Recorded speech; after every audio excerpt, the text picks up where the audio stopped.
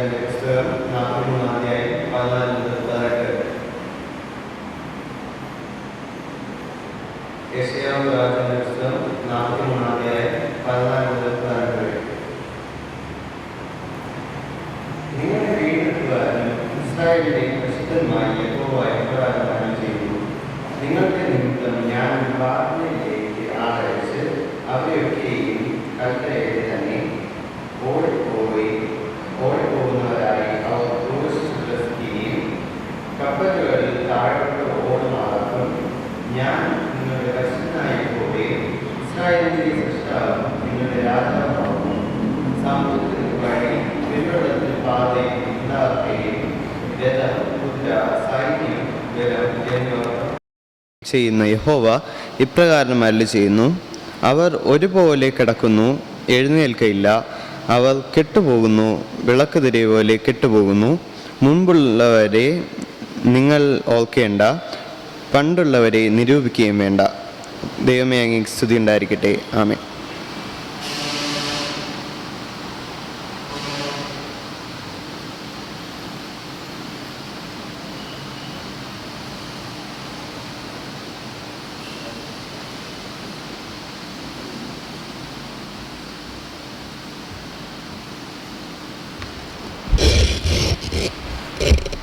വായനയ്ക്കായി നൽകിയിരിക്കുന്ന വേദഭാഗം മത്തായി 14 അധ്യായം 22 മുതൽ 23 വരെ.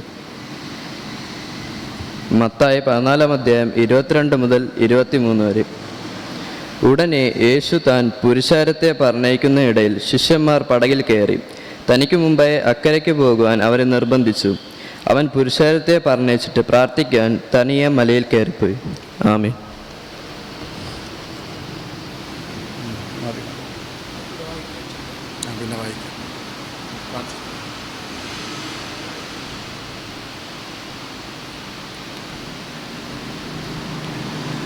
തരുമോ? അത് മതിയോ? നമുക്ക് പ്രാർത്ഥനയ്ക്കായി തലകളെ ഉണക്കാം. നമുക്ക് പ്രാർത്ഥിക്കാം. അല്പസമയം മൗനമായി നമ്മെ തന്നെ ശോധന ചെയ്ത് കഴിഞ്ഞ നാളുകൾ നടത്തിയ ദൈവത്തെ നന്ദിയോടെ ഓർക്കുവാനും ഇന്ന് ഈ ആലയത്തിലായിരുന്നുകൊണ്ട് ദൈവത്തെ മഹത്വപ്പെടുത്തുവാനും ദൈവിക കൃപ അനുഭവിപ്പാനും ഇന്ന് ഈ ആലയത്തിലായിരിക്കുമ്പോൾ ക്രൂശിനോട് കുറച്ചുകൂടെ ചേർന്ന് നിന്നുകൊണ്ട് ക്രൂശിൻ്റെ നന്മകളും അനുഗ്രഹങ്ങളും പ്രാപിപ്പാൻ ദൈവത്തോട് നമുക്ക് പ്രാർത്ഥിക്കാം. നമ്മുടെ വിവിധ ആവശ്യങ്ങളെ കർത്താവിൻ്റെ കരങ്ങളിൽ സമർപ്പിക്കാം. പഠിക്കുന്ന മക്കളുണ്ട്, പരീക്ഷ എഴുതി റിസൾട്ടിനായി കാത്തിരിക്കുന്ന മക്കളുണ്ട്. ദൈവത്തിൻ്റെ കൃപ എല്ലാവരുടെയും പകരപ്പെടുവാനും ഉന്നതമായ വിജയം ലഭിപ്പാൻ അതുപോലെ പഠിക്കുന്ന കുഞ്ഞുങ്ങളുടെ വിദ്യാഭ്യാസം അനുഗ്രഹിക്കപ്പെടുവാൻ, നടന്നുകൊണ്ടിരുന്ന പരീക്ഷകൾ ഏറ്റവും നന്നായിട്ട് പരീക്ഷ എഴുതുവാൻ എല്ലാവരെയും സഹായിക്കണമേ എന്ന് നമുക്ക് പ്രാർത്ഥിക്കാം. വിവിധ ജോലികളിൽ ഏർപ്പെട്ടിരിക്കുന്നവരെ നമുക്ക് ഓർക്കാം. ആരോഗ്യ മേഖലയിൽ, അധ്യാപനത്തിൽ, മറ്റ് പ്രൈവറ്റ് സെക്ടറുകളിൽ, ഗവൺമെൻറ് സെക്ടറിൽ ജോലി ചെയ്യുന്ന എല്ലാവരെയും കർത്താവിൻ്റെ കരങ്ങളിൽ സമർപ്പിക്കാം. രോഗം മുഖാന്തരം ആശുപത്രിയിലായിരിക്കും നമ്മുടെ സഹോദരങ്ങളുണ്ട്. കർത്താവിൻ്റെ കൃപ അവരുടെ മേൽ പകരുവാനും അടിപ്പിടാനുള്ള സൗഖ്യം അവർക്ക് ലഭിക്കുവാനുമായി നമുക്ക് ദൈവത്തോട് പ്രാർത്ഥിക്കാം. ഈ ആലയത്തിൽ കടന്നു വന്നിരിക്കുന്ന പ്രിയപ്പെട്ടവരെ ഓർക്കാം. പ്രത്യേകാൽ ശാരീരികമായിട്ട് വിഷമതയും ക്ഷീണവും അനുഭവിക്കുന്ന വ്യക്തികൾ അതൊന്നും കണക്കിലെടുക്കാതെ അല്പസമയം കർത്താവിൻ്റെ സന്നിധിയിലായിരിക്കുവാനായി ദൈവമേ അവർക്ക് വേണ്ടി പ്രത്യേകം പ്രാർത്ഥിക്കാം. അവരെ ദൈവകരങ്ങളിൽ സമർപ്പിക്കാം. ക്ഷീണാവസ്ഥയിൽ നിന്ന് ആശ്വാസത്തിൻ്റെ കരം അവർക്ക് വേണ്ടി നീട്ടുവാനും അധികമായ നന്മയും സൗഖ്യവും പ്രാപിപ്പാൻ അവർക്ക് വേണ്ടി പ്രാർത്ഥിക്കാം. ഈ നാളുകളിലെ നോമ്പ് ആരാധനകളെ ദൈവം അനുഗ്രഹിച്ചു. തുടർന്നുള്ള ദിവസങ്ങളിലും ഏറ്റവും അനുഗ്രഹിക്കപ്പെടുവാൻ ദൈവമേ സഹായിക്കണമെന്ന് പ്രാർത്ഥിക്കുന്നു. കഴിഞ്ഞ 30 ദിവസങ്ങൾ ദൈവ മഹത്വം ദർശിക്കുവാൻ വചനങ്ങളോടെ ഞങ്ങളെ സമൃദ്ധമാക്കിയ കൃപകൾക്കായി സ്തോത്രം. വചന സന്ദേശം നൽകിയ എല്ലാ അങ്ങയുടെ മക്കളെയും കർത്താവിൻ്റെ കരങ്ങളിലേക്ക് തരുന്നു. ആ വചനം ഞങ്ങളുടെ ഉള്ളിൽ ക്രിയ ചെയ്യുവാൻ ദൈവമേ അങ്ങ് ഞങ്ങളെ സഹായിക്കണമേ എന്ന് പ്രാർത്ഥിക്കാം. കുഞ്ഞ് മക്കൾ മുതൽ മുതിർന്നവർ വരെയുള്ള എല്ലാവരെയും ദൈവം അനുഗ്രഹിക്കണമെന്ന് പ്രാർത്ഥിക്കാം. പ്രത്യേകിച്ച് ബാലന്മാരെ ഓർക്കാം. കർത്താവിൻ്റെ വചനത്തിൽ തന്നെ ആശ്രയിച്ചുകൊണ്ട് ഭവനങ്ങളിൽ ദൈവത്തിൻ്റെ കൃപ പ്രാപിച്ച് അനുസരണയോടെ, ദൈവവിശ്വാസത്തോടെ, ദൈവഭക്തിയോടെ ജീവിപ്പാൻ അവർക്ക് വേണ്ടി പ്രാർത്ഥിക്കാം. ദൈവകരങ്ങളിൽ നമ്മളെല്ലാവരെയും സമർപ്പിച്ച് നമുക്ക് ദൈവത്തോട് പ്രാർത്ഥിക്കാം.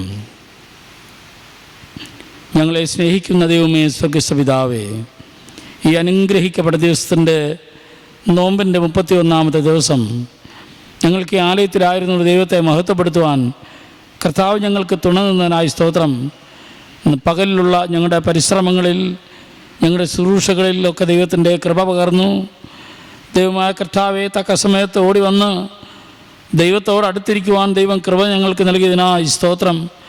എത്രയോ പേർക്ക് ഈ മഹൽ ഭാഗ്യം ലഭിക്കാതെ അനേകമായ ബുദ്ധിമുട്ടുകളായിരിക്കുമ്പോൾ ഞങ്ങളുടെ നല്ല നടപ്പോ യോഗ്യതയോ അല്ല, ദൈവത്തിൻ്റെ കൃപ, ദൈവത്തിൻ്റെ കരുണ, ദൈവത്തിൻ്റെ ദയ ഞങ്ങളുടെ മേൽ പകർന്ന് ഞങ്ങളെ അങ്ങ് അനുഗ്രഹിക്കുന്ന കൃപകൾക്കായി സ്തോത്രം. ഞങ്ങൾക്ക് നൽകിയിരിക്കുന്ന കുഞ്ഞുങ്ങൾ, കുടുംബം, ഞങ്ങൾക്ക് നൽകിയിരിക്കുന്ന വിദ്യാഭ്യാസം, ഉപജീവന മാർഗങ്ങളെല്ലാം ദൈവത്തിൻ്റെ ദാനമാണെന്ന് ഓർത്തുകൊണ്ട് മനഃപൂർവ്വമായി ഞങ്ങളെ മുഴുവനും കർത്താവിൻ്റെ കരങ്ങളിൽ സമർപ്പിച്ച് വിശുദ്ധിയോടെ ജീവിപ്പാൻ ദൈവമേ അങ്ങ് ഞങ്ങളെ സഹായിക്കണമെന്ന് പ്രാർത്ഥിക്കുന്നു. ബുദ്ധിയുള്ള ആരാധനയായി ഞങ്ങളുടെ ശരീരങ്ങളെ മുഴുവനും കർത്താവിന് സമർപ്പിക്കുവാൻ, യാഗമായി സമർപ്പിക്കുവാൻ ദൈവമേ സഹായിക്കണമേ എന്ന് ഞങ്ങൾ പ്രാർത്ഥിക്കുന്നു. കൃപയും മനസ്സിലുള്ള ദൈവമേ, ഞങ്ങളോട് അങ്ങ് മനസ്സിലെയ്യുന്ന കൃപ കാണിക്കുന്ന ദൈവ കൃപയ്ക്കായി സ്തോത്രം. കടന്നു വന്നിരിക്കുന്ന ജനത്തെ ദൈവം ആശീർവദിക്കണമേ. ഹൃദയത്തിലെ ആഗ്രഹങ്ങളെ ദൈവം മാനിക്കണമേ. പ്രത്യാശയോടെ ജീവിപ്പാൻ, എല്ലാറ്റിലുപരിയായി ദൈവരാജ്യത്തിൻ്റെ അനുഭവം ഇവിടെ പങ്കിടുവാനും നിത്യജീവൻ്റെ പ്രകാശം ഞങ്ങളിൽ പ്രതിഫലിക്കുവാനും ദൈവമേ അങ്ങടെ ആക്കണമേ എന്ന് ഞങ്ങൾ പ്രാർത്ഥിക്കുന്നു. ദൈവരാജ്യത്തിൻ്റെ അനുഭവം പങ്കിട്ടുകൊണ്ട് നിത്യജീവൻ്റെ പ്രത്യാശ ഞങ്ങളിൽ തരണമെന്ന് പ്രാർത്ഥിക്കുന്നു. ഞങ്ങൾ പ്രാർത്ഥിക്കുന്നത്, വചനം ധ്യാനിക്കുന്നത്, പാടുന്നതൊക്കെ ദൈവരാജ്യത്തിന് വേണ്ടിയാണല്ലോ, നിത്യജീവൻ ഞങ്ങൾക്ക് ലഭിക്കുവാൻ വേണ്ടിയാണല്ലോ എന്ന ബോധ്യത്തോടെ ഞങ്ങൾ പ്രാർത്ഥിക്കുന്നു. കർത്താവെ, തലവണക്കിയിരിക്കുന്ന എല്ലാ അങ്ങയുടെ മക്കളെയും കർത്താവിൻ്റെ കരങ്ങളിലേക്ക് തരുന്നു. കർത്താവെ, എന്ത് ആഗ്രഹത്തോടും പ്രത്യാശയോടും ഈ ആലയത്തിൽ കടന്നു വന്നുവോ അതിൻ്റെ എല്ലാ നന്മകളും പ്രാപിപ്പാൻ ദൈവമേ സഹായിക്കണമേ. ദൈവമായ കർത്താവെ, ഇന്ന് വചനം സംസാരിക്കുന്ന അച്ഛനെ ദൈവകരങ്ങളിൽ സമർപ്പിക്കുന്നു. വളരെ അനുഗ്രഹത്തോടെ വചനം പ്രസ്താവിക്കുവാൻ, വചനത്തെ ഞങ്ങൾക്ക് മർമ്മം വെളിപ്പെടുത്തി തരുമ്പോൾ ഞങ്ങളുടെ ഹൃദയത്തിൽ അത് ഏറ്റവും അനുഗ്രഹിക്കപ്പെടുവാൻ ദൈവമേ അങ്ങ് അനുഗ്രഹിക്കണമേ എന്ന് അടിയങ്ങൾ പ്രാർത്ഥിക്കുന്നു. പരിശുദ്ധാത്മാവിൻ്റെ കൃപ ഞങ്ങളോട് കൂടെയിരിക്കും. മഹത്വം അങ്ങ് സ്വീകരിക്കും. ക്രിസ്തു മുഖാന്തരം പ്രാർത്ഥന കേൾക്കണമേ. ആമേൻ. സ്വർഗസ്ഥനായ ഞങ്ങളുടെ പിതാവേ, തിരുനാമം വിശദീകരിക്കപ്പെടണമേ. തിരുരാജ്യം വരണമേ. തിരുയിഷ്ടം സ്വർഗത്തിലെ പോലെ ഭൂമിയിലുമാകണമേ. ഞങ്ങൾക്ക് ആവശ്യമുള്ള ആഹാരം തരണമേ.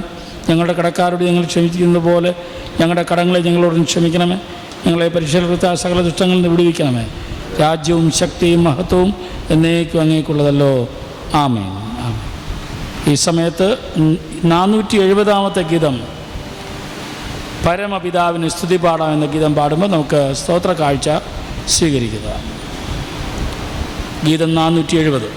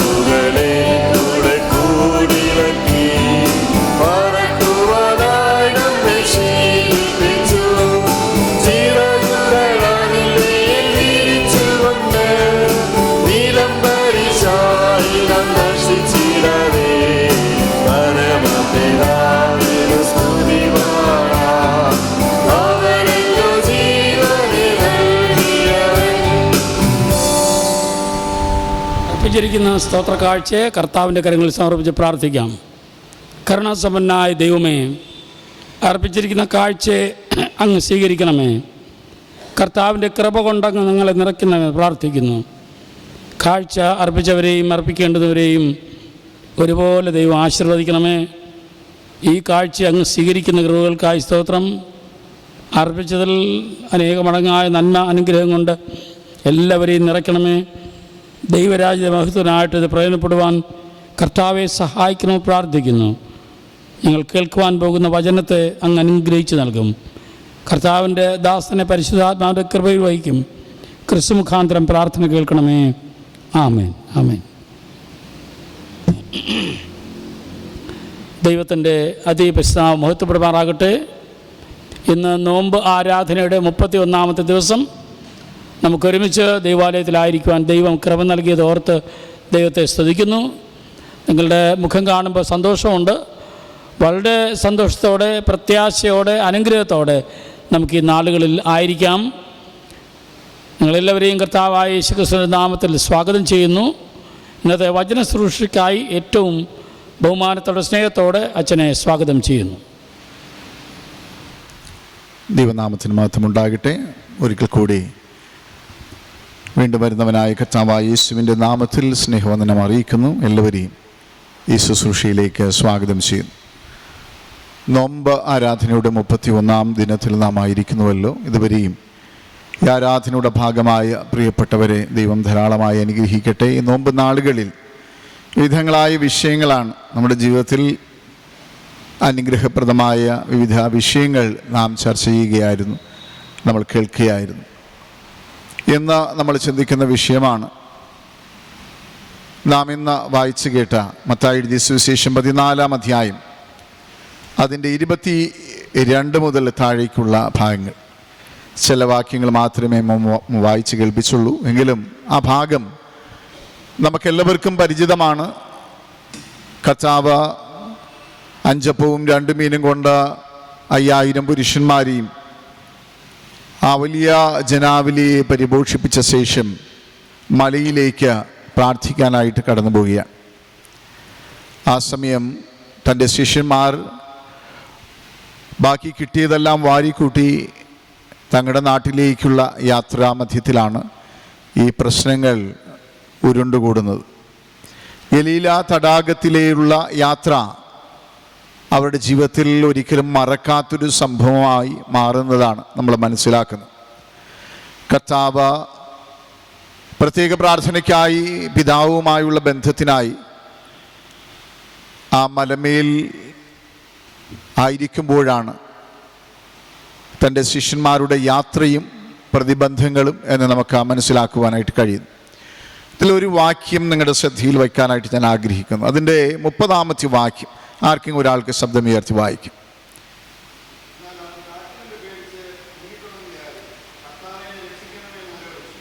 കാറ്റ് കണ്ട് പേടിച്ച് മുങ്ങി തുടങ്ങുകയാൽ കർത്താവേ എന്നെ രക്ഷിക്കണമേ എന്ന് നിലവിളിച്ചു. കാറ്റ് കണ്ട് പേടിക്കുന്നവനെ നമുക്കിവിടെ കാണുവാനായിട്ട് കഴിയുന്നു. കാറ്റ് കണ്ട് പേടിച്ച് മുങ്ങി തുടങ്ങിയ പത്രോസിൻ്റെ ജീവിതാനുഭവമാണ് നമുക്കിവിടെ കാണുവാനായിട്ട് കഴിയുന്നത്. വേറൊരു ദിവസം പത്രോസിൻ്റെ ജീവിതത്തിലെ ചില കാര്യങ്ങൾ ഞങ്ങൾ നിങ്ങളോട് പറയുകയുണ്ടായി. പത്രോസിന് മാത്രം കോൺസെൻട്രേറ്റ് ചെയ്യുന്നില്ല. ഇവിടെ നമ്മൾ മനസ്സിലാക്കുന്നത്, ഒന്നാമത് യേശു മലമേൽ പ്രത്യേകാൽ പ്രാർത്ഥിക്കാൻ കടന്നുപോയി. നമ്മളിപ്പോൾ വളരെ ഉപവാസത്തോടും പ്രാർത്ഥനയോടും പ്രത്യേകിച്ച് നോമ്പിൻ്റെ അനുഭവത്തിൽ വ്രതശുദ്ധിയോടെ ആയിരിക്കുന്ന പലരും നമ്മുടെ ആലയത്തിനകത്തുണ്ട്. ചില നാളുകളിൽ അതിലായിരുന്നവരുണ്ട്. പിന്നത്തേതിൽ രോഗാതുരമായ അനുഭവങ്ങളിൽ അത്തരത്തിൽ പോകാനായിട്ട് കഴിയാത്തവരും വളരെ ശ്രദ്ധയോടെ ഈ ആചരണത്തിൻ്റെ ഭാഗമാകുന്നു.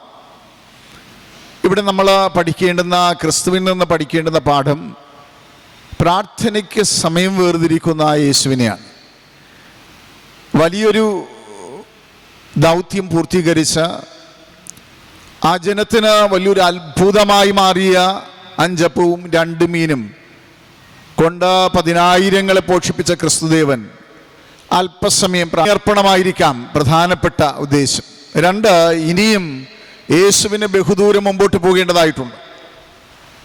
അത് കഴിഞ്ഞിട്ടാണ് യേശു വെള്ളത്തിന്മീതെ നടക്കുന്നത്. ഇതിനെല്ലാം ദൈവത്തിൻ്റെ കയ്യൊപ്പുണ്ട്, ദൈവത്തിൻ്റെ ഇടപെടലുണ്ട് എന്ന് നമുക്ക് മനസ്സിലാക്കുവാനായിട്ട് കഴിയുന്നു. ദൈവം തൻ്റെ ഓമനകുമാരനെ വെറുതെ പറഞ്ഞയച്ചതല്ല. നീ എന്തെങ്കിലും ചെയ്തോടെ എന്ന് പറഞ്ഞ ഈ ലോകത്തിലേക്ക് അയച്ചതല്ല. ദൈവത്തിന് വ്യക്തമായ പ്ലാനുണ്ട്. തൻ്റെ മകനെ ഈ ലോകത്തിലേക്ക് അയക്കുമ്പോൾ, ജഡാവതാരിയായി തൻ്റെ മകൻ ഈ ഭൂമിയിലേക്ക് വരുമ്പോൾ വളരെ പക്ക പ്ലാനിങ്ങോട് കൂടിയാണ് തൻ്റെ മകൻ ഇവിടേക്ക് അയച്ചിരിക്കുന്നത്. അതാ നമ്മൾ ആ പുതിയ നിയമം എല്ലാം വായിക്കുമ്പോൾ വളരെ ഭംഗിയായി മനസ്സിലാകും. ഓരോ ഘട്ടത്തിലും ദൈവത്തിൻ്റെ ശക്തമായ ഇടപെടൽ യേശുവിലൂടെ നമുക്ക് ദർശിപ്പാനായിട്ട് കഴിയുന്നു. ഇവിടെയും വളരെയേറെ ക്ഷീണിതരായിരുന്ന ജനവിഭാഗങ്ങൾക്ക് യേശു കർത്താവ് തൻ്റെ കരങ്ങളിൽ വന്നു ചേർന്ന 5 അപ്പവും 2 മീനും വേർതിരിച്ച് അത് പ്രാർത്ഥിച്ച് ദൈവത്തോട് യാചിച്ച് അതിനെ നൽകുന്നതാണ് നമ്മൾ മനസ്സിലാക്കാനായിട്ട് കഴിയുന്നത്. അതുകൊണ്ട് നന്ദി നിറഞ്ഞ ഹൃദയത്തോടെ ഈ വലിയ സദസ്സിനെ അഭിമുഖീകരിക്കാൻ സാധിച്ചതിൽ നന്ദി അർപ്പിക്കേണ്ടതായിട്ടുണ്ട്. അല്ലെങ്കിൽ യേശു കർത്താവ് സാധാരണ തൻ്റെ ശിഷ്യന്മാരോടൊപ്പം മടങ്ങിപ്പോവുകയാണ് പതിവ്. യേശു കർത്താവ് മലമേൽ ഏകനായി പ്രാർത്ഥനാ നിരതനായിരിക്കുമ്പോഴാണ് വീണ്ടും അടുത്ത നിലവിളി ഉണ്ടാകുന്നത്. കർത്താവ് ഓടി അവിടേക്ക് കടന്നു വരുന്നു. കർത്താവ് ഇങ്ങനെ ഓടി നടക്കുന്ന ഒരു ചെറുപ്പക്കാരനാണ്. 33 വയസ്സ് അല്ലെങ്കിൽ 3.5 വയസ്സ്. ആ പ്രായത്തിൽ ഓടി നടന്ന ജനഹൃദയങ്ങൾ ചേക്കേറുന്ന, ജനത്തിന് ഉപകാരപ്രദനായ നല്ലൊരു നേതാവിനെ ക്രിസ്തുവിൽ നമുക്ക് കാണുവാനായിട്ട് കഴിയുന്നു. കർത്താവ് തൻ്റെ മുമ്പിലായിരുന്ന വിശന്ന് വലഞ്ഞ പാവപ്പെട്ടവർക്ക് അന്നമായി മാറി അതിനുശേഷം തൻ്റെ ശിഷ്യന്മാരുടെ അരികിലേക്ക് കടന്നു വരികയാണ്. ഒന്ന് നമ്മൾ മനസ്സിലാക്കുന്നത്, അവർ ഏറെ അകലം പോയി എന്നുള്ളതാണ്. യേശു കർത്താവ് മലയിൽ പ്രാർത്ഥിക്കാൻ പോകുമ്പോൾ ശിഷ്യന്മാരാരും പറഞ്ഞില്ല ഞങ്ങളും കൂടെ വരുന്നു എന്ന്. കാരണം ഇത്രയേറെ സമയം വിശന്നിരുന്നവരാണ് അവരും. ഈ അത്ഭുതമൊക്കെ കണ്ട് അന്താളിച്ച് നിൽക്കുന്നവരാണ് അവര്. അപ്പൊ കിട്ടിയത് മതി, അതും കൊണ്ട് വീട്ടിൽ പൊക്കോളാമെന്ന് കരുതി ഏറെ ദൂരം പോകുമ്പോഴാണ് ഈ അപകടം അവർക്കുണ്ടാകുന്നത്. പലപ്പോഴും ക്രിസ്തുവില്ലാത്ത യാത്ര പ്രതികൂലമുണ്ടാക്കുന്നു എന്നതാണ് ഈ ഭാഗം നമ്മെ പഠിപ്പിക്കുന്നത്. യേശുവിനോടൊപ്പം ചേരുവാൻ താല്പര്യമില്ലാതെ തങ്ങൾക്ക് കിട്ടിയ ഭൗതികമായ നേട്ടങ്ങളിൽ മാത്രം തൃപ്തി കണ്ടെത്തി യേശുവിൽ നിന്ന് ഓടി പോകുവാൻ പണിപ്പെടുന്ന ശിഷ്യന്മാർക്കാണ് അപകടം പിണഞ്ഞത് എന്ന് നാം ഓർക്കണം. ഇപ്പം നമ്മുടെ ജീവിതങ്ങളിൽ ഈ നോമ്പുകാല അനുഭവങ്ങളിൽ നാം ഏറെ ദൂരം പോകുവാനല്ല, ചേർന്നിരിക്കുവാനുള്ള ആഹ്വാനമാണ് ഈ ഭാഗം നമുക്ക് നൽകുന്നത്. ക്രിസ്തുവില്ലാത്ത യാത്ര അപകടകരമാണ്. ക്രിസ്തുവില്ലാത്ത അധ്വാനം വൃഥാവാണ്. അതാണ് യേശു കർത്താവ് മറ്റൊരു സമയത്ത് പഠിപ്പിച്ചിട്ടുണ്ട്. കുഞ്ഞുങ്ങളെ കൂട്ടുവാൻ വല്ലതുമുണ്ടോ? ഇല്ല എന്നുത്തരം പറഞ്ഞു. ഇപ്പൊ ക്രിസ്തുവില്ലാത്ത യാത്രകൾ അപകടം പിടിച്ചതാണ്. നമുക്കറിയാം ആ കഴുതയുടെ അനുഭവം ഞാൻ മുമ്പും പറഞ്ഞിട്ടുണ്ട്. യേശു ആ കഴുതയുടെ പുറത്ത് കയറിയപ്പോൾ കഴുതയ്ക്ക് മാന്യതയുണ്ടായി.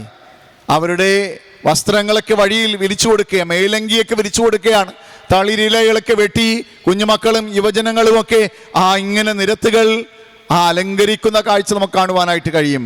പക്ഷേ ക്രിസ്തുവില്ലാതെ ഈ യാത്രയ്ക്കായി ഒരുങ്ങിയ കഴുതയെക്കുറിച്ച് പിന്നത്തേതിൽ ഒരു ചിന്തകൻ പറയുന്നത് ഈ കഴുത ഇതുപോലെ പിറ്റേ ദിവസം യാത്ര ചെയ്തെന്നാണ്. കാരണം അത്രയേത്ര മാഹാത്മ്യം ലഭ്യമായപ്പോൾ ജനത്തിൽ നിന്ന് അവന് കിട്ടിയ മാഹാത്മ്യം അവൻ ചിന്തിച്ചില്ല. അവൻ്റെ മുകളിൽ കയറിയ യേശുവിനാണ് മാഹാത്മ്യം കിട്ടിയതെന്ന്. പലപ്പോഴും നമ്മുടെയും ജീവിതങ്ങൾ അത്തരത്തിലുള്ളതാണ്. നമുക്ക് മാഹാത്മ്യം ലഭ്യമാകുന്ന നമ്മിലുള്ള ക്രിസ്തുവിനാണെന്ന് ചിന്തിക്കാതെ സ്വയം മഹിമയ്ക്കായി പണിപ്പെടുമ്പോൾ പെട്ടുപോകുമെന്നത് നാം മനസ്സിലാക്കണം. അതേ കഴുത ഇതുവഴി യാത്ര ചെയ്തപ്പോൾ കുഞ്ഞുങ്ങൾ കല്ല് പറക്കി എറിഞ്ഞതിനെ ഓടിച്ചു എന്നാണ് ഒരു ചിന്തകൻ പറയുന്നത്. അപ്പൊ ക്രിസ്തു ഉള്ളവരായി തീരുവാനുള്ള ആഹ്വാനവും കൂടെ ഇവിടെ നൽകുകയാണ്. അവർക്ക് എന്തുകൊണ്ട് മഹാത്മ്യമുണ്ടായി? കടലിൽ കിടന്ന ശിഷ്യന്മാരെ അങ്ങനെയുള്ള ആ തൊഴിലൊക്കെ ചെയ്ത സാധുക്കളായ മനുഷ്യരെ യേശു പിടിച്ച കരിയിലാക്കി മനുഷ്യരെ പിടിക്കുന്നവരാക്കി അവർക്ക് മാഹാത്മ്യമുണ്ടായി. 10,000-കണക്കിന് ജനങ്ങൾ വരുന്ന വേദിയിൽ ഈ 12 പേരും തിളങ്ങി നിൽക്കുകയാണ്. അവരൊക്കെ ഷൈൻ ചെയ്യുകയാണ്. അതുകൊണ്ട് തന്നെ അവർ യേശുവിനോട് പറയുന്ന ഒരു ഭാഗമുണ്ട്, യേശുവേ ഇവരെ പറഞ്ഞേക്കണം. അപ്പൊ ഇങ്ങനെ മഹാത്മ്യമൊക്കെ ലഭ്യമായപ്പോൾ ഇവർ ഏറെ മാറിപ്പോയി. അതുകൊണ്ടാണ് യേശുവിനെ ഞാൻ അറിയുന്നില്ല എന്ന് തള്ളിപ്പറഞ്ഞത്. ഒരുവൻ ചുംബനം കൊണ്ട് കവിളിത്തടങ്ങളിൽ ചുംബനം കൊണ്ട് യേശുനാഥനെ ഒറ്റുകൊടുത്ത് കിട്ടിയ പൈസയും കീശയിലാക്കി കടന്നു പോകുവാൻ പണിപ്പെട്ടത്. എന്നെ കേൾക്കുന്ന സഹോദരങ്ങളെ, ഇവിടെ കാണുന്ന യാഥാർത്ഥ്യങ്ങൾ നിസ്സാരമല്ല എന്ന് നാം തിരിച്ചറിയണം. അപ്പം അതുകൊണ്ട് എങ്ങനെയെങ്കിലും രക്ഷപ്പെട്ടാൽ മതി. ഈ വലിയ ജനക്കൂട്ടത്തിൻ്റെ ഇടയിൽ നിന്ന് മാറി തങ്ങൾക്ക് കിട്ടിയ അപ്പവും മീനുമൊക്കെ തിന്നാമെന്ന് ചിന്തിച്ചവർ വഴിയിൽ അകപ്പെട്ടു പോകുന്ന യാഥാർത്ഥ്യം, ഭൗതിക നന്മകൾ തേടിയുള്ള പലായനം അപകടത്തിലേക്കാണ് എന്ന ബോധ്യമാണ് ഈ ഭാഗത്തിലൂടെ ക്രിസ്തുദേവൻ നമ്മെ പഠിപ്പിക്കുന്നത്. യേശു ഉണ്ടായിരുന്നെങ്കിൽ ചിലപ്പോൾ ഇത് സംഭവിക്കില്ലായിരുന്നു. നമുക്കറിയാം, അമരത്ത് തലവച്ചുറങ്ങുമ്പോഴുണ്ടായ അനുഭവം ഇതുമായി നമുക്ക് കൂട്ടി വായിക്കാനായിട്ട് കഴിയും. അവനൊന്നുറങ്ങുമ്പോൾ ഉണ്ടാകുന്ന കാറും കോളും പിടിച്ചു നിൽക്കാൻ കഴിവില്ലാതെ വാവിട്ട് നിലവിളിക്കുന്ന ശിഷ്യന്മാർ. യേശുവിനേക്കാളേറെ ആ തടാകത്തെക്കുറിച്ച് വ്യക്തമായി അറിയുന്നവരാണ് ശിഷ്യന്മാർ. കാരണം അവർ മത്സ്യബന്ധനത്തിൽ ഏർപ്പെട്ടിരുന്നവരാണ് ഭൂരിഭാഗം പേരും. പക്ഷേ കടലിലെ ഓളപ്പരപ്പുകളെക്കുറിച്ചുള്ള അറിവുകളും നെറിവുകളും നഷ്ടമായി മുമ്പോട്ട് പോകുവാൻ കൽപ്പില്ലാതെ കാറ്റ് കണ്ട് പേടിക്കുന്ന അത്തരത്തിലുള്ള ശിഷ്യന്മാരായി പോയി എന്നത് നാം മനസ്സിലാക്കണം. ഇവിടെ യേശു കർത്താവ് ഇവരുടെ നിലവിളിയുടെ സ്വരം കേട്ട് പ്രാർത്ഥനയെല്ലാം നിർത്തി അവരുടെ അടുക്കലേക്ക് ഓടി വരികയാണ്. അപ്പൊ യേശുവിൻ്റെ ശുശ്രൂഷ എന്ന് പറയുന്നത് പ്രാർത്ഥന മാത്രമല്ല, പ്രവൃത്തി പഥത്തിലെത്തിക്കാനായിട്ടുള്ള വ്യഗ്രതയും കൂടിയാണ്. അതാണ് ആ തിയോളജിക്കൽ ഭാഷയിൽ പ്രാക്സിസ് എന്ന് പറയുന്നത്. ഇപ്പോൾ വർക്ക് അല്ലെങ്കിൽ പ്രവർത്തനം എന്ന് പറയുന്നത് അത് ഒരു ഇടത്ത് മാത്രം ഒതുങ്ങി നിൽക്കുന്ന ഒന്നല്ല. അപ്പൊ പ്രാർത്ഥനയോടുകൂടിയ പ്രവർത്തനങ്ങളാണ് നമ്മുടെ ജീവിതത്തിൽ ആവശ്യം. പ്രാക്സിസ് അത് നമ്മുടെ ജീവിതത്തിന്റെ ആവശ്യമാണ്. അതാണ് കർത്താവ് പഠിപ്പിച്ചത്. ഒരു സ്ഥലത്ത് പോയി പ്രാർത്ഥിച്ച് മാത്രം ഇരിക്കുന്നതല്ല, നമ്മുടെ പ്രവർത്തനങ്ങളിൽ നമ്മൾ വിരാജിപ്പാൻ, അതിൽ ആയിരിപ്പാൻ, അതിലൂടെ കർത്താവിനെ ആരാധിപ്പാൻ കഴിയണം. അതാണ് അമൃതം തിരുമേനി നമ്മെ പഠിപ്പിച്ചത്. വർക്ക് ഈസ് വർഷിപ്പ് നമ്മൾ ചെയ്യുന്ന പ്രവർത്തനങ്ങൾ, ജോലികൾ, നമ്മൾ ചെയ്യുന്ന ശുശ്രൂഷകൾ ഏത് മണ്ഡലത്തിലായാലും ശരി, പഠിപ്പിക്കുന്ന അധ്യാപകരുണ്ട്, ജോലിസ്ഥലങ്ങളിൽ ക്ലർക്കുമാരുണ്ട്, അറ്റൻഡർമാരുണ്ട്, മണ്ണിൽ പണിയെടുക്കുന്ന നമുക്ക് പണിക്കാരുണ്ട്, കൂടാതെ കൃഷിപ്പണികൾ ചെയ്യുന്ന കർഷകരുണ്ട്, കടകൾ നടത്തുന്ന പ്രിയപ്പെട്ടവരുണ്ട്, വാഹനത്തിൻ്റെ വളയം പിടിക്കുന്ന ഡ്രൈവർമാരുണ്ട്. അപ്പൊ ഏത് വർക്കാണോ ദൈവം നമ്മെ ഏൽപ്പിച്ചിരിക്കുന്നത് അത് ആരാധനയായി കാണുവാൻ കഴിയണമെന്നാണ് കർത്താവിൻ്റെ പഠിപ്പീര്. അത് ഇതുമായി ഏറെ ബന്ധിതമാണ്. കർത്താവ് തൻ്റെ ശിഷ്യന്മാർക്ക് നൽകുന്ന ബോധം ഏറ്റവും പ്രധാനപ്പെട്ടതാണ് എന്ന് നാം ചിന്തിക്കണം. അവിടെ വ്യഥയോടും വേദനയോടും ആഴക്കടലിൽ പരുതുന്ന ശിഷ്യന്മാരരികിലേക്ക് യേശു നടന്നു വരികയാണ്. കാരണം അവരുടെ വ്യഥ പിടിച്ചു നിൽക്കുവാൻ കഴിയാത്ത തരത്തിലായി മാറുകയാണ്. ഹൃദയം പൊട്ടുന്ന വ്യഥയോട് അവർ നിലവിളിക്കുകയാണ്. ഇതുവരെയും യേശുവിനോടൊപ്പമുള്ളവരാണ്. അവർ പ്രാർത്ഥിക്കാൻ തയ്യാറായില്ല, മറ്റൊന്നും ചെയ്യാൻ തയ്യാറായില്ല, നിലവിളിയാണ്. ഞങ്ങളിപ്പോൾ ചത്തുപോകാനായിട്ട് പോകുന്നു, ഞങ്ങൾ മരണമടയും, ഇനി മുമ്പോട്ടുള്ള യാത്ര ദുഷ്കരമാണ്, ഓളപ്പരപ്പുകളും അതിൽ കമ്പെറിഞ്ഞ് തുഴയുവാനുള്ള സാധ്യതകളും നശിച്ചിരിക്കുന്നു, ഇനി മുമ്പോട്ട് പോകുവാൻ കഴിയില്ല എന്ന ചിന്തയോടെ നയമ്പെല്ലാം മാറ്റിവെച്ച സ്വന്തം ജീവിതം ഹോമിക്കപ്പെടും എന്ന ചിന്തയോടെ ആയിരിക്കുമ്പോഴാണ് യേശു നടന്ന് അവരുടെ അരികിലേക്ക് കടന്നു വരുന്നത്. കർത്താവിൻ്റെ ഭാവം നമുക്ക് ഇവിടെ ദർശിപ്പാനായിട്ട് കഴിയുന്നു. തൻ്റെ പ്രിയപ്പെട്ടവർ വ്യഥയിലാകുമ്പോൾ, വേദനയിലായിരുമ്പോൾ മാറി നിന്ന് പല്ലിളിക്കുന്നൊരു ദൈവത്തെയല്ല ക്രിസ്തുദേവനെ നമുക്ക് കാണുവാനായിട്ട് കഴിയുന്നത്. അവരുടെ അരികിലേക്ക് വരുന്ന ഒരു ദൈവമാണ്. കാരണം നമ്മുടെ പൂർവികരൊക്കെ ആരാധിച്ച ദൈവങ്ങളെ നമുക്കറിയാം. അതൊന്നും ഞാനിപ്പോൾ പറയാനായിട്ട് ആഗ്രഹിക്കുന്നില്ല. മറ്റു മതങ്ങളെയും നമ്മുടെ സഹോദരങ്ങളെയൊക്കെ നമ്മൾ സ്നേഹിക്കുന്നവരാണ്. പക്ഷേ ഇപ്പം അത്തരത്തിലുള്ളൊരു ദൈവമല്ല. വ്യഥയിലും വേദനയിലും നമ്മുടെ അരികിലേക്ക് അടുത്തു വരുന്ന സ്നേഹമാണ് ദൈവം എന്ന് നാം മനസ്സിലാക്കണം. കരുണാമയനായ, കരുണാകരനായ ആ ക്രിസ്തുദേവനിൽ നമ്മൾ കാണുന്നത് അത് തന്നെയാണ്. യേശു അവരുടെ അരികിലേക്ക്, നിലവിളിക്കുന്ന ശിഷ്യരുടെ അരികിലേക്ക് അവർ നടന്നു വരിക. അടുത്ത വള്ളം എടുത്തൊന്നും വരാനുള്ള സമയമില്ല. അതിനു മുമ്പ് ചിലപ്പോൾ ഈ വള്ളം മറിയാം. യേശു നടന്ന് അതിൻ്റെ മീതെ വരികയാണ്. ഇവിടെയാണ് യേശുവിൻ്റെ പ്രത്യേകത നാം മനസ്സിലാക്കുന്നത്. കാരണം ദൈവത്തിൻ്റെ കുമാരനാണ്, പ്രകൃതി ശക്തിയുടെ മേൽ അധികാരമുള്ളവൻ. ഇതിൻ്റെ മേൽ ഭയങ്കരമായ ചർച്ചകളുണ്ട്, സംവാദങ്ങളുണ്ട്. ഇപ്പോൾ ദൈവശാസ്ത്ര പണ്ഡിതന്മാർ തമ്മിലുള്ള സംവാദങ്ങളൊക്കെ വായിച്ചാൽ രസാവഹമാണ്. ഞാൻ അതിലേക്കൊന്നും പോകുന്നില്ല, അത്തരത്തിൽ പഠിപ്പിക്കാനായിട്ടുള്ള സമയവും പോരല്ലോ. എന്നെ കേൾക്കുന്ന സഹോദരങ്ങളെ, ഇവിടെ നമ്മൾ മനസ്സിലാക്കുന്ന യേശു വെള്ളത്തിന്മീതെ നടന്ന ശിഷ്യന്മാരുടെ അരികിലേക്ക് വരുന്നു. ശിഷ്യന്മാർക്ക് ഉൾക്കൊള്ളാൻ പോലും കഴിഞ്ഞില്ല. കാരണം അവർ സാധാരണ മനുഷ്യരാണ്. അവർ നോക്കിയപ്പോൾ ഇരുളടഞ്ഞ രാത്രിയിൽ ഒന്നും കാണാനായിട്ട് നിവർത്തിയില്ല. യേശുവിൻ്റെ വസ്ത്രം അറിയാൻ നൈറ്റ് പോലുള്ള പഴയ യഹൂദന്മാരുടെ വസ്ത്രവും അണിഞ്ഞ് യേശു ഇങ്ങനെ നടന്നു വരുമ്പോൾ അവർ ഈ ഇരുട്ടിൻ്റെ ഇടയിൽ കൂടി വെളിച്ചമുള്ള ഈ വെള്ള വസ്ത്രമൊക്കെ കാണുമ്പോൾ അവർ പേടിച്ചു. അവർ പഴയകാല അനുഭവങ്ങളെ ഓർത്തു, അവരുടെ പഴയ അന്ധത നിറഞ്ഞ അന്ധവിശ്വാസങ്ങളെ ഓർത്തു. അവർ ചിന്തിച്ചത് എന്താണ്? നമ്മളെപ്പോലെ തന്നെ നമ്മളും പ്രേതങ്ങളെയൊക്കെ ഭയപ്പെടുന്നവരാണ്. നമ്മളും അത്തരത്തിൽ നമ്മുടെ ആളുകളെയൊക്കെ നമുക്ക് കാണാനായിട്ട് കഴിയും. പക്ഷേ ഇവിടെ അവരും ഉറക്കെ വിളിക്കുകയാണ്, ഭൂതം, ഭൂതം. അപ്പൊ നമ്മുടെ ചിന്താഗതിയിൽ നിന്ന്, ആദർശങ്ങളിൽ നിന്ന്, താത്വികമായ അവലോകനങ്ങളിൽ നിന്ന് ഒട്ടും വ്യത്യസ്തരല്ല യഹൂദന്മാർ. അതുകൊണ്ട് തന്നെ അവർ ഉറക്കെ വിളിക്കുന്നത് ഭൂതം വരികയാണ്, നമ്മളെ പിടിച്ച് വിഴുങ്ങാൻ പോകുകയാണ്. ഗലീല തടാകത്തിൽ അനേകരും മരിച്ചു പോയിട്ടുണ്ട്. മൺമറഞ്ഞ ആളുകളുടെ ആത്മാക്കൾ ഭൂതമായി അവരെ പിടിച്ച് വിഴുങ്ങും എന്നൊരു ചിന്ത അവരിൽ രൂഢമൂലമായിരുന്നു. അന്നുള്ള അവരുടെ വിശ്വാസമാണ്, അന്ധവിശ്വാസമാണ്. അതാണ് അവര് പെട്ടെന്ന് ഓർത്തെടുത്തത്. 3.5 വർഷക്കാലം യേശുവിൻ്റെ കൂടെ നടന്നിട്ടും അവർക്ക് അന്ധവിശ്വാസമൊന്നും മാറിപ്പോയിട്ടില്ല. അതുകൊണ്ടാണ് കുരുടന്മാരും കുഷ്ഠരോഗികളൊക്കെ കാണുമ്പോൾ അവർ ചോദിച്ചത്, ആരാണ് പാപം ചെയ്തത്? അവൻ്റെ അമ്മയപ്പന്മാരാണോ? എന്തുകൊണ്ടാണ് ഈ രോഗമുണ്ടായത്? എന്തുകൊണ്ട് ഈ ശാപമുണ്ടായി? അപ്പൊ ഇത്തരത്തിലുള്ള ചിന്താഗതികൾ അവരുടെ മനസ്സിൽ രൂഢമൂലമായിരിക്കുമ്പോൾ അവർ പറഞ്ഞിട്ട് കഥയില്ല. അവർ ഉറക്കെ വിളിക്കുകയാണ്, ഭൂതമാണ് പോലും. യേശുവിനെ കണ്ടിട്ട് പോലും തിരിച്ചറിയുവാൻ വകതിരിവില്ലാത്തവരായി ശിഷ്യന്മാർ മാറുന്നു. മറ്റു വാക്ക് ഉപയോഗിക്കാൻ നിവൃത്തിയില്ല, അതുകൊണ്ടാണ് ഞാൻ ആ വാക്ക് ഉപയോഗിക്കുന്നത്. അപ്പൊ അത്രമാത്രം അവർ അധപതിച്ചു പോവുകയാണ്. യേശുവിനെ കണ്ടിട്ട് അവർക്ക് മനസ്സിലാക്കാൻ കഴിയുന്നില്ല. അപ്പോഴും കുറച്ച് മിനിറ്റുകൾക്ക് അല്ലെങ്കിൽ മണിക്കൂറുകൾക്ക് മുമ്പ് യേശുവിൻ്റെ അരികിൽ നിന്ന് അപ്പവും മീനും ഒക്കെ തിന്ന പാർട്ടികളാണ്, അത് വിളമ്പിയവരാണ്. പക്ഷേ ചില നിമിഷങ്ങൾക്കുള്ളിൽ യേശുവിനെ പോലും മറന്നു പോകുന്നു. പത്രോസിനെ എടുക്കാം, പെട്ടെന്ന് മറന്നു. കർത്താവ് പറഞ്ഞ് കോഴി കൂകുന്നതിന് മുമ്പ് അല്ലേ 3 വട്ടം തള്ളിപ്പറയും. എത്ര മണിക്കൂറുണ്ടായി? പെട്ടെന്ന് അവൻ അതെല്ലാം മറന്നു. തള്ളിപ്പറയുകയാണ് ഇച്ചിരി തീക്ക് വേണ്ടി, അല്ലെങ്കിൽ അവനെയും കൂടെ പിടിച്ച് കൊല്ലാതിരിക്കാനുള്ള അവൻ്റെ വെപ്രാളം നമുക്കറിയാനായിട്ട് കഴിയും. യേശുവിൻ്റെ കൂടെ അത്താഴത്തിൽ കൈമുക്കിയവൻ, താലത്തിൽ കൈമുക്കിയവനാണ് യൂദ. ചില നിമിഷങ്ങളേ ഉള്ളൂ. അവിടെ പോയി കയ്യഭാചാര്യന്മായിട്ട് കൈ കൊടുത്തു, കിട്ടിയ പൈസയും വാങ്ങി കീശയിലിട്ട ഒറ്റുകൊടുക്കാൻ വേണ്ടി ആ തന്ത്രി സംഘത്തോടൊപ്പം ചേരുന്ന യൂദയെ നമുക്ക് കാണാനായിട്ട് കഴിയും. ഇത്തരത്തിലുള്ള മനോഭാവങ്ങളാണ് നമ്മുടെ ചുറ്റുമുള്ളത്. അത് സഭയിലായാലും സമൂഹത്തിലായാലും നാം ഇന്ന് കാണുന്ന യാഥാർത്ഥ്യങ്ങളാണ്. കിട്ടുന്ന കാശിനെ കീശയിലാക്കി മറ്റുള്ളവരെ ഒറ്റുകൊടുക്കുവാനും ചുംബനം കൊടുക്കുന്ന യൂദാസുകൾ ഇന്ന് ധാരാളമായി നമ്മുടെ ചുറ്റുപാടും കാണുവാൻ നമുക്ക് കഴിയുമ്പോൾ എന്നെ കേൾക്കുന്ന സഹോദരങ്ങൾ, യൂദ ഒന്നുമല്ല എന്ന് നാം തിരിച്ചറിയണം.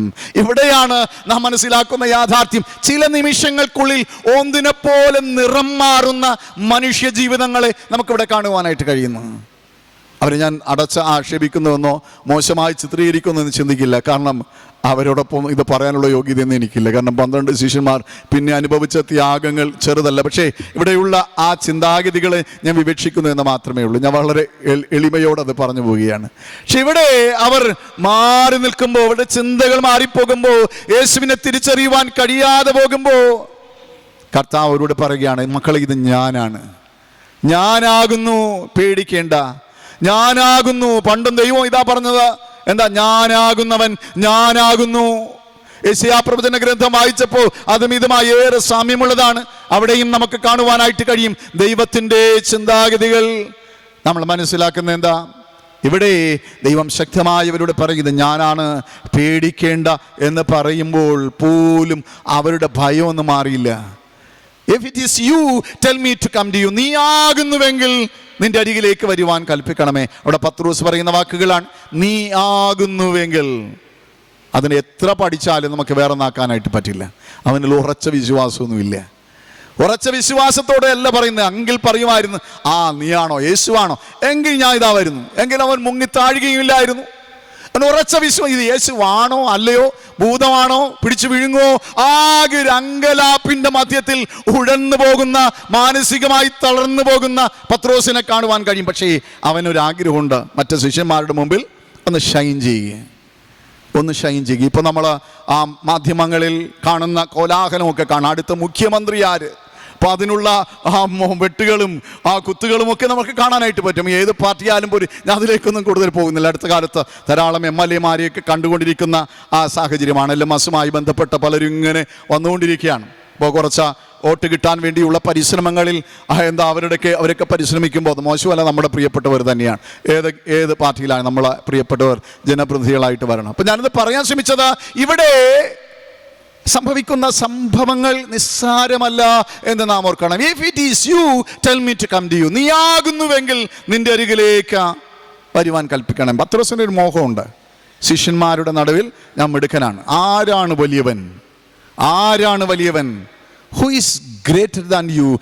ആരാണ് മറ്റുള്ളവരെക്കാൾ വലിയവനായിരിക്കുന്നത്? അതിൻ്റെ മധ്യത്തിലാണ് യേശു കർത്താവ് ഒരു കുഞ്ഞിനെ വിളിച്ച് അടുക്കി നിർത്തി, നിങ്ങൾ വലിയവനാകുവാൻ ഇച്ഛിക്കുന്നവൻ ശിശുക്കളെ പോലെയായി വരണമെന്ന് പറഞ്ഞു. നിങ്ങൾ തിരിഞ്ഞ ശിശുക്കളെ പോലെയായി വരുന്നില്ല എങ്കിൽ സ്വർഗരാജ്യത്തിൽ കടക്കുകയില്ല എന്ന് വളരെ വ്യക്തമായി യേശു പറയുവാൻ കാരണം ഇവരുടെ തമ്മിലടിയാണ്, തമ്മിൽ പോരുകളാണ്, തൊഴുത്തിൽ കുത്തുകളാണ്. എന്നെ കേൾക്കുന്ന സഹോദരങ്ങളെ, ഇവിടെ കാണുന്ന യാഥാർത്ഥ്യം നമുക്ക് മനസ്സിലാക്കാനായിട്ട് കഴിയണം.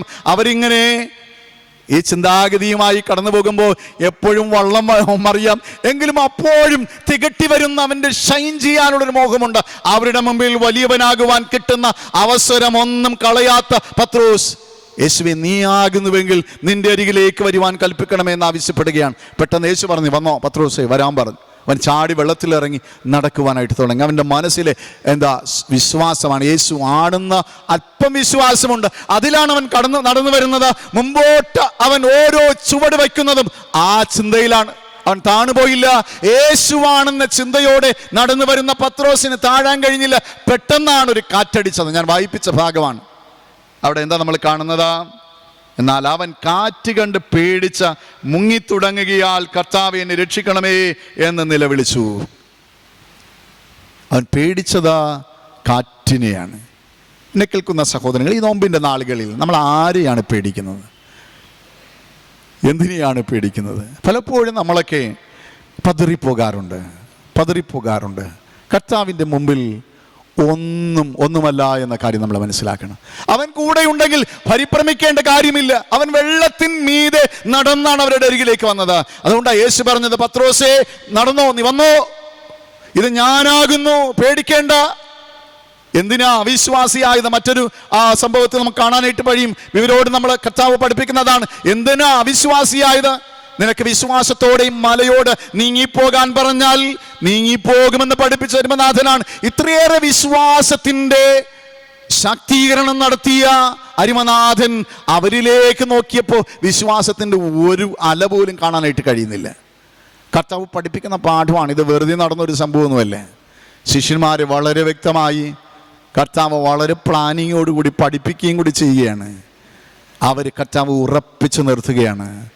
നടന്നു വരുന്ന പത്രോസ് കാറ്റ് കണ്ട താഴേക്ക് പോകുമ്പോൾ കർത്താവ് ഓടിച്ചെന്ന് അവനെ പിടിക്കണം. കർത്താവിന് അവന് ആവശ്യമുണ്ട്. പലപ്പോഴും എൻ്റെ കുഞ്ഞുനാളിൽ ചിന്തിച്ച്, ഈ പത്രോസ് പോയാൽ കർത്താവിന് 10 പത്രോസിനെ കിട്ടും, പിന്നെ എന്തിനാ അവനെ പിടിച്ച് തൂക്കിയെടുത്ത് വള്ളത്തിലിട്ട്? കുഞ്ഞുനാളിലുള്ള എൻ്റെ മോഹമാണ്, എൻ്റെ ഒരു ചിന്തയാണ്. എൻ്റെ ശിശുവോ പ്രൈമറിയോ ഒക്കെ പഠിപ്പിക്കുമ്പോൾ ഈ മാവേലി ചവിട്ടി താഴ്ത്തിയ പോലെ വേണമെങ്കിൽ പത്രോസിനെ ചവിട്ടി താഴ്ത്താം. വേറെ പത്രോസുകളെ കർത്താവിന് ഉയർത്തെഴുന്നേൽപ്പിക്കാം. ഇഷ്ടം പോലെ കിട്ടും. ഒന്ന് വിളിച്ചാൽ മതി, നൊടിച്ചാൽ മതി. കർത്താവിൻ്റെ അരികിലേക്ക് ഓടി വരുവാൻ ആയിരങ്ങളുണ്ട് എന്ന് നാം മനസ്സിലാക്കണം. പക്ഷേ കർത്താവിന് ആവശ്യമാണ്. വീണു പോകുന്നവരെ താണ് വന്ന് രക്ഷിക്കുന്ന അരിമനാഥനെയാണ് നമുക്കിവിടെ കാണുവാനായിട്ട് കഴിയും. നമ്മളും പലപ്പോഴും പെട്ടുപോകാറുമുണ്ട്.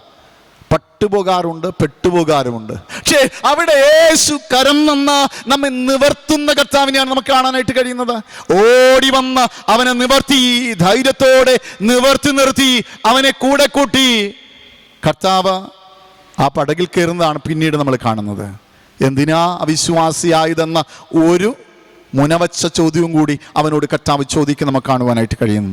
എന്നെ കേൾക്കുന്ന സഹോദരങ്ങളെ, നമ്മുടെ ജീവിത യാത്രകളിലും പലപ്പോഴും നമ്മൾ അവിശ്വാസിയാകുമ്പോൾ കർത്താവ് നമ്മളെ തള്ളിക്കളയില്ല. നമ്മളെല്ലാവരും ഈ സ്വഭാവത്തിലൂടെ പോകുന്നവർ തന്നെയാണ്, ഇല്ല എന്ന് പറയാൻ പറ്റില്ല. അപ്പോൾ പലപ്പോഴും നമ്മൾ വീണു പോകാറുണ്ട്. താളടിയാകാതെ കരം തന്ന് രക്ഷിക്കുന്നവരോട് പിന്നും നമ്മൾ അവിശ്വാസം കാണിക്കാറുണ്ട്. പക്ഷെ അവൻ ചവിട്ടി താഴ്ത്തില്ല. അവൻ കരം തന്ന് നമ്മൾ എഴുന്നേൽപ്പിക്കുന്നവനാണ് എന്ന ബോധ്യമാണ് ഈ നോമ്പ് കാലത്ത് നമ്മിൽ ഉണ്ടാകേണ്ടത്. പലപ്പോഴും പട്ടുപോകുമ്പോ, തളർന്നു പോകുമ്പോ കരം തരുന്നൊരു അരിമനാഥനുണ്ട്. പത്രോസ്, നീ എന്തിനാ വിശ്വാസിയായത്? എന്താ നിന്റെ ജീവിതത്തിൽ ഉണ്ടായത്? അവനെ ബലം നൽകി അവനെ മുമ്പോട്ട് നയിക്ക് നമുക്ക് കാണുവാനായിട്ട് കഴിയും. 31 യേശു ഉടനെ കൈ നീട്ടി അവനെ പിടിച്ചു. അല്പവിശ്വാസി, നീ എന്തിനാ സംശയിച്ചു എന്ന് പറഞ്ഞു. അവൻ പടകിൽ കയറിയപ്പോൾ കാറ്റ് അമർന്നു. ഇതൊരു പാഠമാണ്, അത് ഞാൻ വെറുതെ പറഞ്ഞതല്ല. പ്രകൃതിയും ക്രിസ്തുവും ചേർന്നുള്ള ഒരു പഠനമുറയായി കാണാനാണ് എനിക്കിഷ്ടം. അതാണ് ഞാൻ ഇഷ്ടപ്പെടുന്നത്. കാരണം കർത്താവ് അവരുടെ അരികിലേക്ക് വന്ന് അവരെ പഠിപ്പിക്കുകയാണ്, ബലപ്പെടുത്തുകയാണ്. ഇനി എത്ര കാറ്റ് വരാനുണ്ട് പത്രോസേ, യാക്കോബേ, യോഹന്നാൻ, ഇത് വെറും കൊച്ചു ഒരു മന്ദമാരുതൻ മാത്രമാണ്. അവരുടെ ഭാഷയിൽ വലിയ കൊടുങ്കാറ്റായിരിക്കാം. പക്ഷേ നീ വലിയ കാറ്റുകളെ കാണുവാൻ പോകുന്നു. അതിനവരെ ബലപ്പെടുത്തുന്ന, ദൃഢപ്പെടുത്തുന്ന ഒരു സംഭവമായി നമുക്കിതിനെ കാണുവാനായിട്ട് കഴിയും. ഉണ്ടായില്ലേ? വലിയ വലിയ കാറ്റുകൾ ആഞ്ഞടിച്ചു. വസ്ത്രം പോലും ഇല്ലാതെ പത്രോസ് കടലിൽ ചാടിയത് നമ്മൾ മനസ്സിലാക്കുന്നു. എമൗസിലേക്ക് ഓടിപ്പോകുന്ന ശിഷ്യന്മാരെ നമ്മൾ കണ്ടു. കയ്യപ്പാചാര്യന്റെ കയ്യിൽപ്പെടാതെ മാളിക മുറിക്കൽ അടച്ചിരുന്ന ശിഷ്യന്മാരെ നമ്മൾ കണ്ടു. അപ്പോൾ എന്നെ കേൾക്കുന്ന സഹോദരങ്ങളെ, കാറും കോളുമൊക്കെ വരാൻ സാധ്യതയുണ്ടത്. ഇതൊരു സാമ്പിൾ വെടിക്കെട്ടാണ്. നീ പതറിപ്പോകരുത് എന്ന ശിഷ്യന്മാരെയും സഹോദരങ്ങളെയും ഉറപ്പിച്ചുകൊണ്ട് ധൈര്യപ്പെടുത്തി കരം കൊടുത്ത് പടകിൽ കയറുമ്പോൾ കാറ്റമർന്ന ശാന്തതയുണ്ടായി. ആ പടക് ശാന്തമായി മുന്നോട്ട് പോകുന്നതാണ് നമ്മൾ മനസ്സിലാക്കുന്നത്. എന്നെ കേൾക്കുന്ന സഹോദരങ്ങളെ, ജീവിതയാത്രയിൽ കാറ്റുണ്ട്, കോളുകളുണ്ട്, അലകളുണ്ട്, ഏറെ പ്രശ്നങ്ങളും ഏറെ ബുദ്ധിമുട്ടുകളും വന്നേക്കാം. പക്ഷേ അരികിൽ അവനുണ്ട് എന്ന നമുക്ക് ബോധ്യമുണ്ട്. അമരത്ത് അവനുണ്ട് എന്ന ബോധ്യമുണ്ടാകണം. മുമ്പോട്ട് പോകുവാൻ ശക്തീകരിക്കുന്ന ദൈവത്തിൻ്റെ സാമീപ്യം മനസ്സിലാക്കി മുമ്പോട്ട് പോകാനായിട്ട് കഴിയണം. കണ്ണുകളടയ്ക്കാം, നമുക്ക് ദൈവത്തോട് പ്രാർത്ഥിക്കാം. ഹല്ലേലൂയ, സ്തോത്രം, സ്തോത്രം. സർവശക്തനായ ദൈവമേ, വചനത്തിലൂടെ ഞങ്ങളെ ഉറപ്പിച്ച ദയക്കായി ഞങ്ങൾ സ്തോത്രം കരയേറ്റുന്ന അരുമനാഥ. കാറും കോളും അലകളും ഞങ്ങളുടെ മുമ്പിലുണ്ട്, ആഞ്ഞടിക്കുന്ന തിരമാലകളുണ്ട്. ഞങ്ങളുടെ ജീവിതത്തിൽ കോട്ടമുണ്ടാകാതെ ഞങ്ങളെ പരിപാലിക്കുന്നവൻ ഞങ്ങളുടെ അരികിലേക്ക് നടന്നെടുക്കുന്നു എന്ന ബോധ്യം ഈ രാത്രിയിൽ അങ്ങ് ഞങ്ങൾക്ക് നൽകിയതിനായിട്ട് നന്ദി കർത്താവേ. ഞങ്ങൾ എല്ലാവരെയും ശക്തീകരിക്കണമേ, ബലപ്പെടുത്തണമേ. അനേക കാറ്റുകൾ ഞങ്ങൾ കണ്ടു കർത്താവേ, ജീവിതത്തിലെ പ്രതികൂലങ്ങൾ വന്നു, അപ്പോഴെല്ലാം ചേർത്തണച്ചരുമനാഥൻ ഇനി മുമ്പോട്ട് നയിപ്പാൻ ശക്തനായി കൂടെയുണ്ട് എന്ന് ഞങ്ങളെ പഠിപ്പിക്കാൻ നന്ദി അർപ്പിക്കുന്നു. മുമ്പോട്ട് പോകുവാൻ ശക്തി പകരണമേ. ഞങ്ങൾ നയിപ്പാൻ അങ്ങ് കൂടെയുള്ളതിനായിട്ട് നന്ദി. ഞങ്ങൾ എല്ലാവരെയും അപ്പച്ചൻ ആശ്ലേഷിക്കിയാൽ, ചേർത്ത് പിടിക്കിയാൽ, ഞങ്ങളെ ഒരിക്കലും അനാഥനായി വിടുകയില്ല എന്ന് ഞങ്ങളോട് മൃദുസ്വരത്തിൽ കൽപ്പിക്കിയാൽ സ്തോത്രം. കർത്താവ് തന്നെ ഞങ്ങളെ നയിച്ചുകൊള്ളും. എല്ലാ നിന്റെ മക്കളെയും ആശീർവദിച്ച ഈ നോമ്പ് നാളുകളിൽ പ്രതികൂലങ്ങളും പ്രയാസങ്ങളിലും പെട്ടുപോകാതെ ധൈര്യത്തോടെ വഴി നടത്തുമല്ലോ. യേശുവിൻ നാമത്തിൽ തന്നെ ആമേൻ. ആശീർവാദം പിതാ പുത്ര പരിശുദ്ധന്മാവായി ത്രിയേക ദൈവത്തിന്റെ കൃപയും അനുഗ്രഹങ്ങളും ആലയത്തിനുള്ളിലെ എല്ലാ നിന്റെ മക്കളോടും ശബ്ദപരിധിക്കുള്ളിൽ കർത്താവേ ഈ വചനം ശ്രവിക്കുന്ന ഞങ്ങളുടെ പ്രിയപ്പെട്ടവരോടും എല്ലായ്പ്പോഴും ഉണ്ടായിരിക്കുമാറാകട്ടെ. ആമേൻ. അനുഗ്രഹത്തോടെ